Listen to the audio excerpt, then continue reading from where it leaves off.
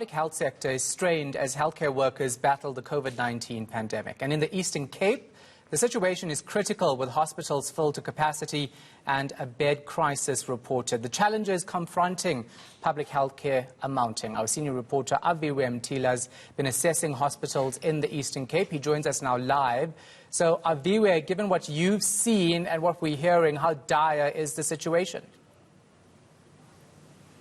Well, Sean, it was an exclusive look inside Nelson Mandela Bay's public hospitals, and it is quite concerning. The government says that they've done all they can in terms of preparing for the resurgence of COVID-19, but those efforts are falling flat because of the behavior of the residents. Now, going into those hospitals, you'd find that the beds in the casualty wards are full to capacity, and in fact, you'd understand public hospitals can't turn away patients, but you'd find a lot of people in the corridors. Now, the mortality rate is the concern, finding out that half of the people that go into those casualty wards don't come out alive, and in fact, 80% of people in ventilators also do not make it out alive. A real concern that has prompted another visit from the health minister in a space of 2 weeks, expecting Minister eNCA to be down in the Eastern Cape sometime this week. But now with reinforcements in the form of Minister Lindiwe Zulu from the Social Development, as well as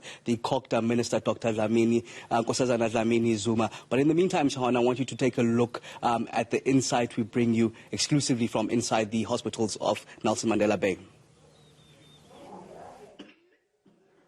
At the moment, we are completely full. We do not have any oxygen points. Yesterday, we had over 20 patients in a ward that should have had only 8. The reality of casualty wards in Nelson Mandela Bay's public hospitals. But what's even more alarming is the mortality rate. A COVID-19 patient is being resuscitated over here, then just meters away beyond those curtains, one patient has passed away. 80% of the people who go to ventilation in ICUs, we lose them. We lose half of the people who come to our wards. One of the examples, we had a lady, we had no beds or stretchers available. She passed away in a wheelchair, sitting in amongst a crowd of people in the respiratory area. There was a 13-year-old boy lying in the bed next to her, and another lady lying in another bed right next to her, also watching it as it happened. The ripple effect of COVID-19's resurgence in the Bay can be seen in the increasing numbers of staff who are testing positive or showing signs of fatigue. I saw a message now in our work group. I think the whole nursing team in neonatal ICU has tested positive. So that's an entire nursing team in an ICU that has to now be quarantined for 10 days. It's extremely difficult for staff to stay in PPE and also to keep motivated. There's a very high burden of patients who are passing away and who are suffering. And it's very difficult for some of our junior staff to carry that and to carry that burden. So we actually need fresh legs. A shortage of oxygen only adds to the endless woes of public hospitals. In total, if you count everything together, we only have 26 spaces on this floor. So we have to sometimes make quite difficult choices.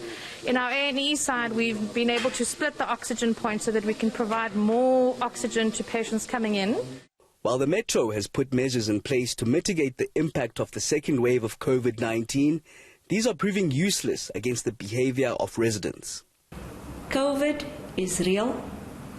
COVID is dangerous. COVID can kill. On a daily basis over the past week, we had in excess of 10 deaths per day. Day before yesterday, and this is only hospital deaths. Day before yesterday, 20 people died in our hospitals across the Metro. These deaths may happen in hospitals, but many don't happen in hospital beds. Public hospitals are caught between a rock and a hard place. Even though beds are full, they can't turn patients away. The sad result is that many pass away in the corridors. Aviwe Mtila, Port Elizabeth. Well, let's be clear, South Africa's COVID battle